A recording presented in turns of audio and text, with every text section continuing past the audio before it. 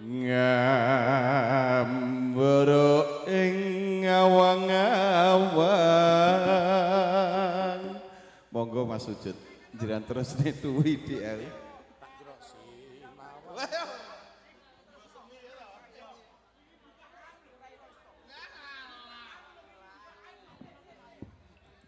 hangelah ngot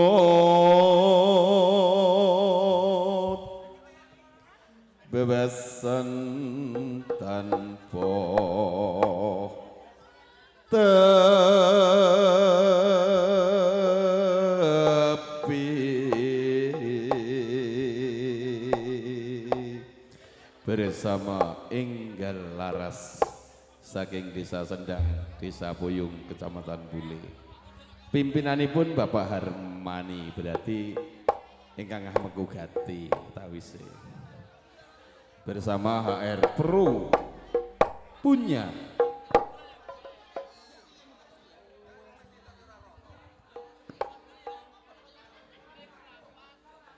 naroba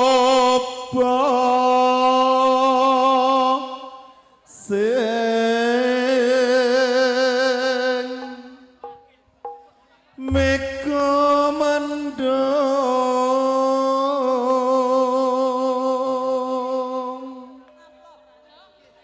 miberengi dari jagat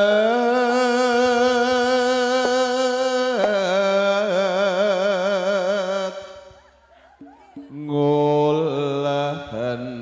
doro ngelembara hunggahi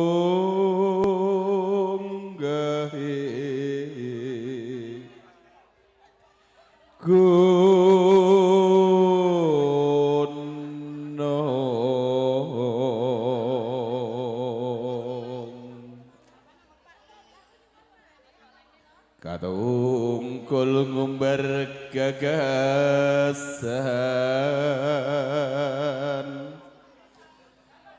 satemah dikawa ngimpi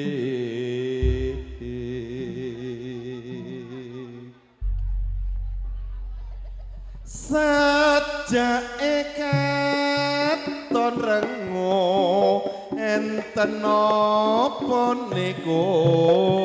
dene sampun dangu dikokok ngaten saniki njur benten napa pancen sampun bosan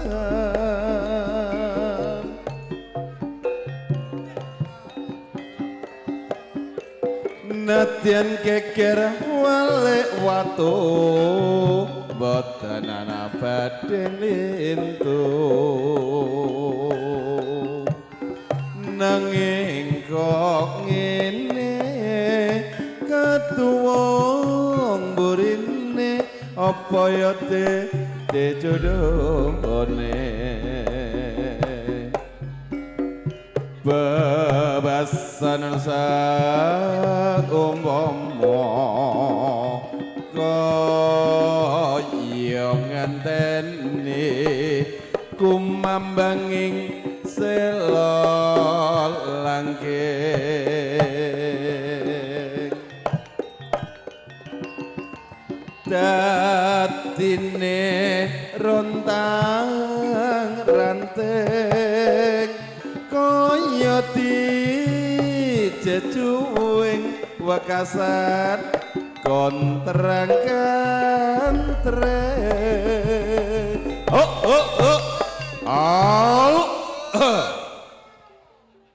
Yuh, sone jan mantep lagi. Sing muni mau warem gitu. Ono kang wis kalagyan ngumbar rakat katresnan rame kira bebrayan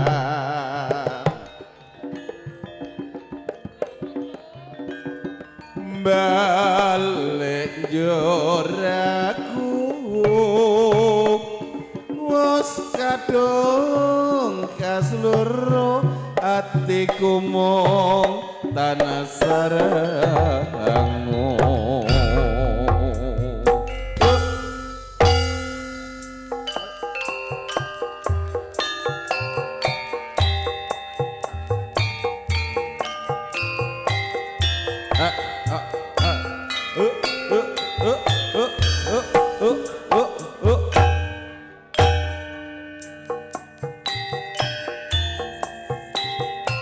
bersama Inggal Laras saking Desa Sendang Kecamatan Ule Trenggalek HR Bro punya sajake katon rengo enten napa niku ene sampun dangu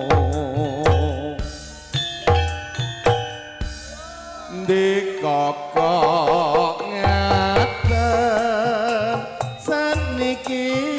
njur benten napa pancen sampun bosen ing mongko prasetyaku najan keker wale watu boten ana badhe entu nanging kok ngene ketuwong burine apa ya jodohne bebasan rasa umpama kaya ngenteni kumambanging sela langgeng datine rontang ranteng kaya dijejuing wakasan kontrang kantreng ono kang wis kalegyan ngumbar katresnan rame kira bebrayan balik joraku wis kadung kasluru atiku mung tan sarangu bersama Inggal Laras niki mengke kacu kuning Pak setunggal kacu kuning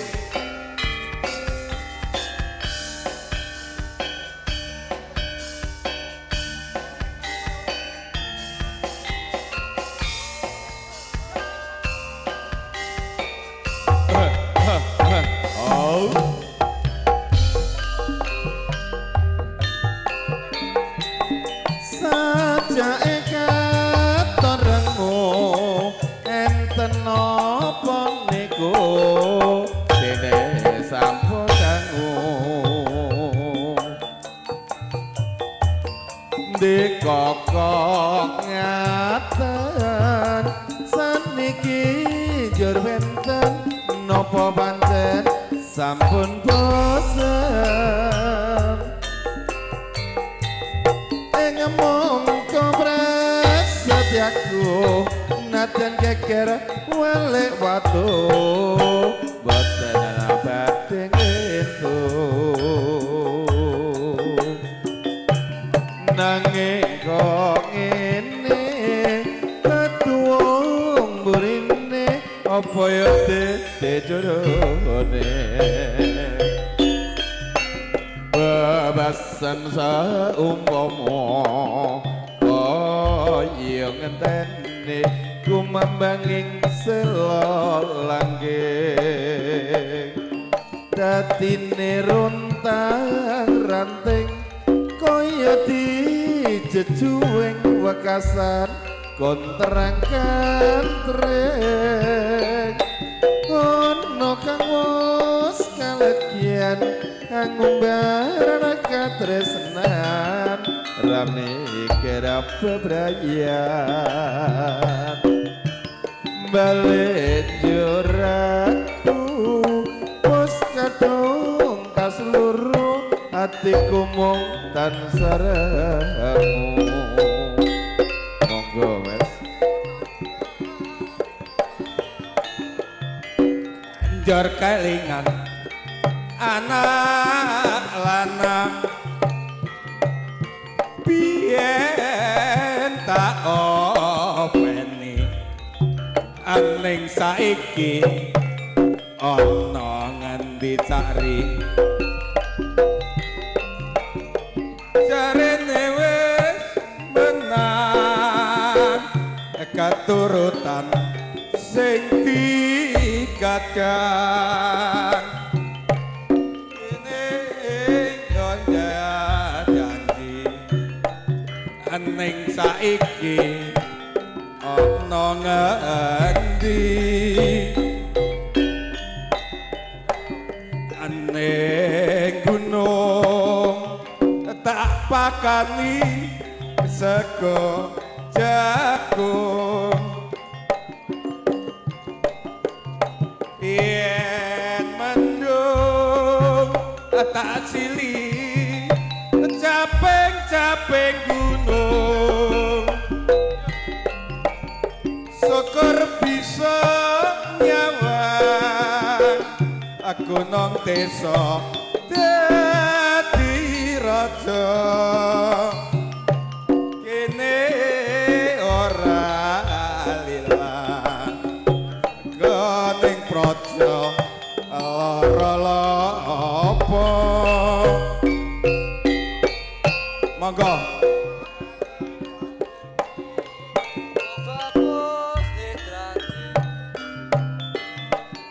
lali rusake awakku iki amarga mikir wong sing tak tresnani rasane lara dadaku wong ayu kowe lunga ora pamit aku wis ado papat tunungmu mong kacu kuning padha katresnanku kacu kuning dadi babeling nalika biyen kowe isih ngading rono rene isih tagowo ora bisa pisah najan mung sedelok ake-ake dan kalian wong ayu wis kangen ketemu sliramu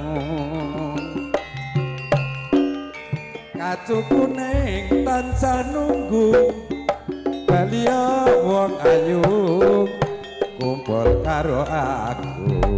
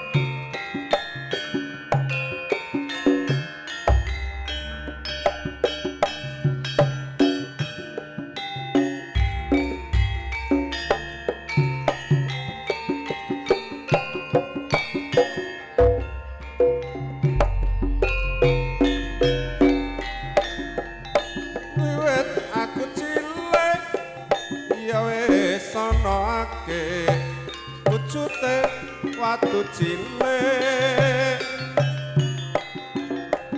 sunggingane apik kaya mata pitik kadang kaya lar jangkrik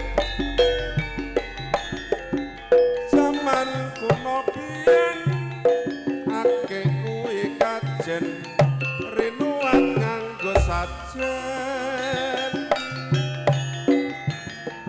lambange kasekten lenga kembang duka minangka oborane barang jaman saiki akeh malih dadi manggon ning driji nek kabeh driji tinggoni malah ramantesi kaya driji memedi kudune sak madya ora ngombro-woro penanti sawang moto akeh warna ungu semadang watu nanging indah dinuju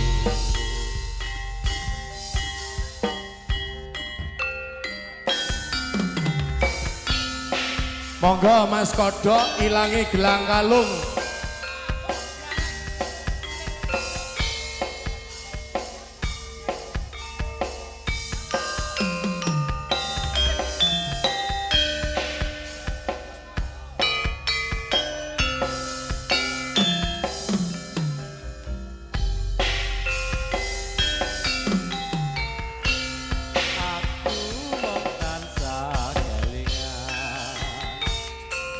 Nalikane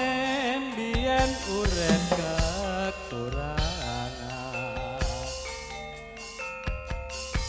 senajan wis bisa suwe rasa kangen ya kok kaya ngene ora gampang nggonku lali janjimu mbiyen mung tansah tak ugemi gelang kalung dadi saksi pungkasane ilang ana ngendi pancen kowe ora getun ninggalak kabar pisan ora gumun dasare ana liyane luwe saka aku sing bisa nyenengke tresno ati pawitane banda dunya kuwi dudu ukurane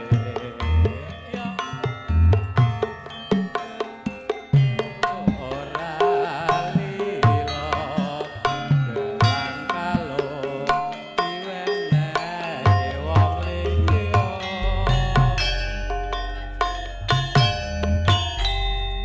Matur sembahing panuwun Kang Mas Eko Kodok sidane tanggale 8 Agustus. 5 Agustus. Saderengipun Kang Mas Sugi mendem ya iki diaturke didum saka sedulur Pringapus Ndongko terkhusus saking ketua sedulur Bintang